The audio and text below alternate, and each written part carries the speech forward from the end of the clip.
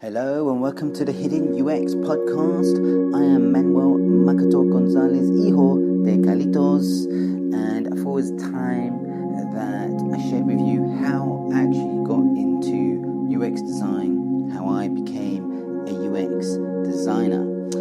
Now, previously I spoke about my journey into how I became a shadow artist and how that affected my choices up into the point that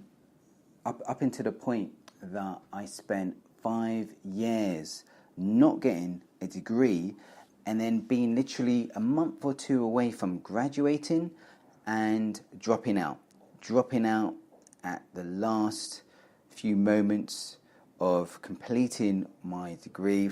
I dropped out. Now at that time I was working quite a few, I was working 4 or 5 days at the airport, and then that's all I had going on for me. And I was really, really bummed out. I was at a really low point at that stage, because I thought, wow, all that investment, 5 years, and then nothing to show for it. I was really bummed out at that point, and then that's when I really had to think, at least I was honest with myself. I was honest. I got to the point where I was no longer lying to myself. I was no longer pretending this is the right thing I should be doing. It just got too much for me, living that lie to myself, where I was doing this degree, doing things that were just outside of my element, doing it for far too long, and then here I am now with nothing. So I was starting from scratch again. And I had 2 important conversations with a couple of people at that point, because I knew that, okay, I know I want to do something creative, but I need to earn a living. I've used up a lot of my years now. I'm in my mid-20s now. I need to get on some kind of train that's going to get me somewhere now.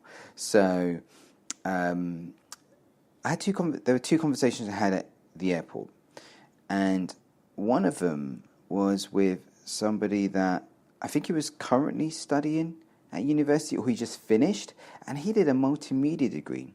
And he said something interesting to me, because he was just telling me how basically you can make a website with just Notepad. Notepad is just the simple note-taking application that you'd have on a Windows machine, for example, or even on a Mac, right? Something similar. And you can make websites from that. You can make web pages. I just thought, really? It just got me interested. I thought, wow, I thought it was going to be a lot complicated than that. I never knew it could be that accessible, rather, right? Never thought it'd be that easy, but I didn't think it could be that accessible. I thought, oh, really? I don't need some expensive technology to learn web design? Okay, that just piqued my interest. I thought, okay, that sounds creative. That sounds like a career. You just had that feeling, especially at that time. We're talking about mid 2005, 2006, where there's got to be a good living to be made within what I thought was just the web industry at the time, right? And so that piqued my interest. So I thought, okay, this could be something I should look into, right? Then I had another conversation with somebody at the airport, right? Because I was a customer service agent there, and I was speaking to someone else that was doing interior design at home, interior design, and I thought, this is great. Hang on a second, because it made me think about all the things that I didn't like about university. I didn't like the travel. I did not like the stress of exams and these deadlines, right? And I didn't like the essays.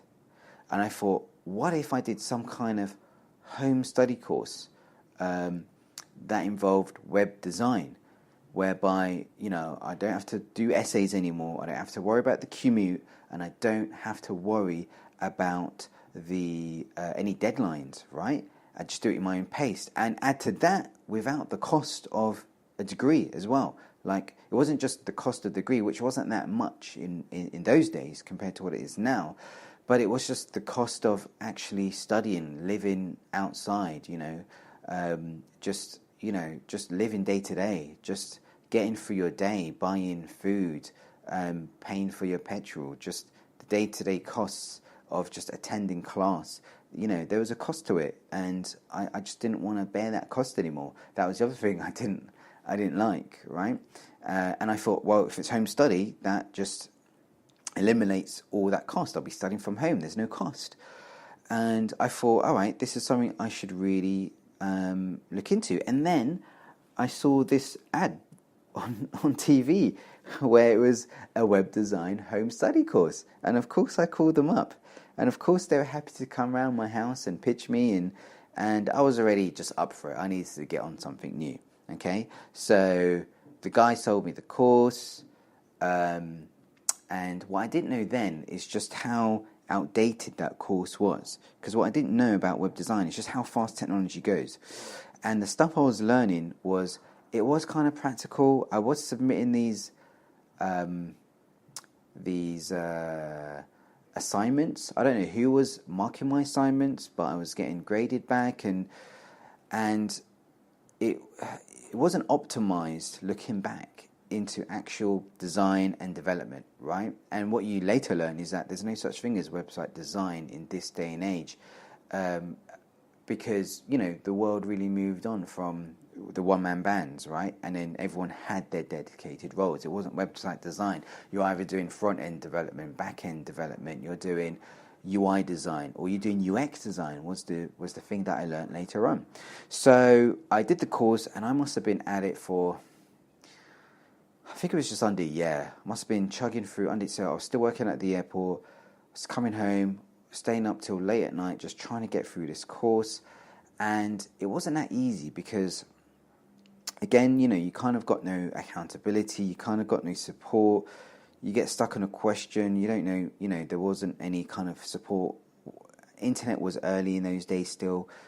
I don't think there was a lot of information around, and the course was going very slow for me. I was excited to be learning it. There was a promise of a career at the end of it, so I was excited about that, but I kind of struggled with the actual course. It perhaps wasn't practical enough for me compared to what you could do on things like Udemy. Udemy would have been amazing if I had that in those days, because the difference is when you're watching videos from a site like that, especially if it's around web development, you're actually just copying the person. Someone's just showing you what to press to build out this page, to build out this app, and that would have been amazing. But I never had that in those days, and instead I'm reading from a book. I was reading from a book, doing these assignments, copying, mimicking some code, but it was really slow progress, right? But this was the best thing that course allowed me to do. Rather than me saying that I dropped out of uni, I moved on from that. I was now in a place where I was saying, yeah, I'm studying web design.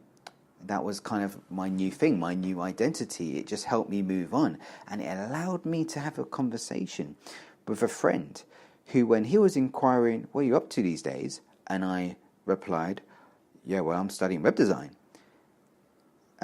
That made me a relevant contact for him to put me in touch with one of his friends who just recently started up his own web design agency, right? And that was, even though I didn't even finish that course, and that course cost me about $2,700.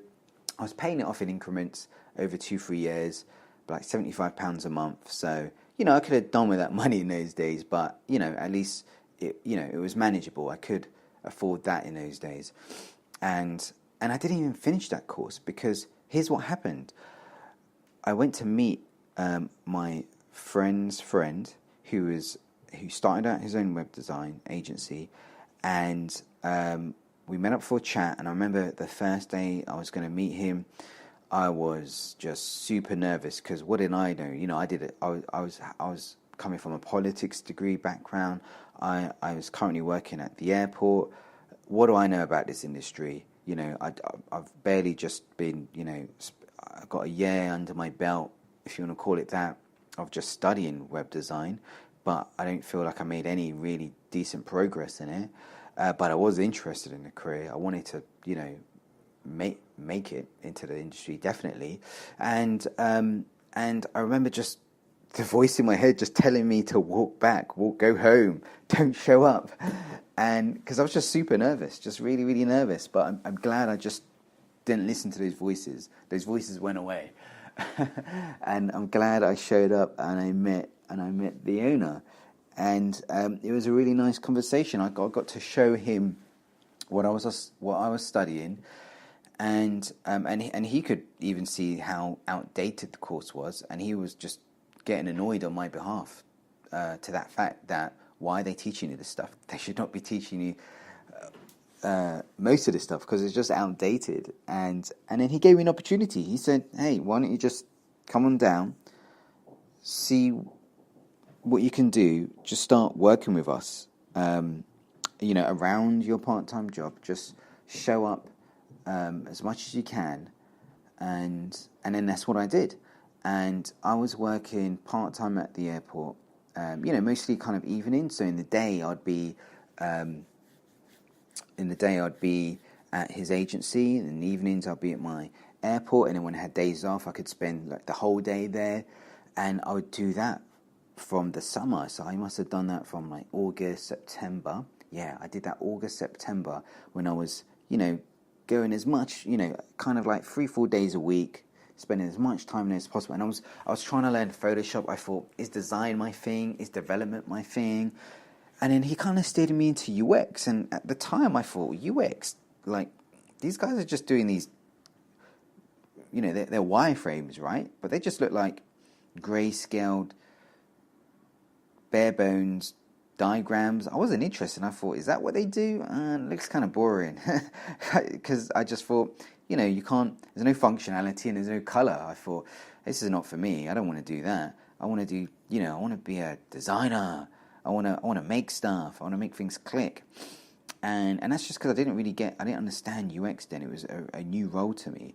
But it was the most accessible thing to me, because out of being a visual designer, a developer, or a UX designer is something that, I'm not saying it's the easiest one to do, but it's the most accessible, meaning that it's the career that anybody can just show up on day one and begin adding value to a project, because it doesn't just involve your artifact of creating wireframes and prototypes. There's a lot that happens before that, especially around the research. The number one thing that UX designers are trying to do is answer questions. They're just trying to answer, what does the user want? What does the business want? They're constantly trying to answer these questions, and they're constantly trying to figure out things like, well, how did the competitors do it? And that will involve, browsing around the internet, looking for what relevant competitors do. How do they approach the same problem that we're trying to solve? And that will involve you looking at their sites and screenshotting it. And it's just activities like that is time consuming, but anybody can do, okay? And then you'll get into more other kind of quite simple activities like, okay, based on that, you do a competitor analysis. You produce a document, a findings document. And then other activities you'd be involved in is, okay, let's do a sitemap. Let's create a user journey. These activities and resulting artifacts isn't something that you'd have to spend years doing, right? As long as you've got a template, you can just start doing it now. You don't even need a template. Just do it now. It's great if you have a template. At least your output will look good. But even if you don't have a template, you could just start doing it now. Just with a bit of guidance, you can start doing it now, day one, as opposed to development and UI design, where you've got to spend, some good years or some good solid months to get decent at the code. You got to know the language, right, before you can start adding value to a project, right? You need to know how to use Photoshop or Sketch now, okay? You need to know what to do with that. You need to spend years crafting that skill before you can add value to a project. That takes time. So even though I'm not saying UX is easier, it's definitely the most accessible career. And so that's what I ended up doing, because it was just something I could start adding value to a project. And I remember what I did is after I experimented with Photoshop and a bit of front-end development, I was just kind of messing around with it. I started, we were using Visio in those days. So what I did is I picked up Visio, and I just reverse engineered a couple of sites. I remember I saw YouTube, there was a site called eBuyer, and I just reverse engineered. I did the wireframe version of YouTube and eBuyer. And then just to get that skill set of, okay, I can use this application, I'd be able to add to your wireframing capabilities, I can wireframe your designs. So already you're enhancing, I enhance my value then, right? Whereas I could not do that equivalent for visual design or front-end development. That will take me a lot longer. But within a few days, I got my head around Visio because it's just wireframing. But because you have that skill now, you can at least begin adding value to that project. And obviously, not to say that just learning that software alone means you know how to wireframe. There's still a lot more to it than that, okay? Because you need to know what you're wireframing and why you're wireframing, okay? And but at least I had that skill set. My value was increasing, and I could start partaking in actual client projects. And then that's what I began doing during August and September. And then what I did, I had some holiday saved up for my part-time job at the airport. What I did, I grouped all my holiday together. I swapped some shifts around so that I could literally have the whole of October off. So then October, I was there full time, all in, working on a client project, okay? And what that allowed me to do was really build up my experience and my skill set and go all in into working at this agency. And then what that allowed the company to see was that they could see that, okay, this guy is in a place where he is adding value to our project. He's adding value to it. Like, we can take him from intern to actually giving him a paid position. So then what happened was they actually offered me a permanent position, which allowed me to hand in my notice at my part-time job. And then the next month, November, that's it. 1st of November, I was in. I had a permanent position as a junior UX designer at an industry. And that is how I became a UX designer and how I got into UX design in this digital creative industry.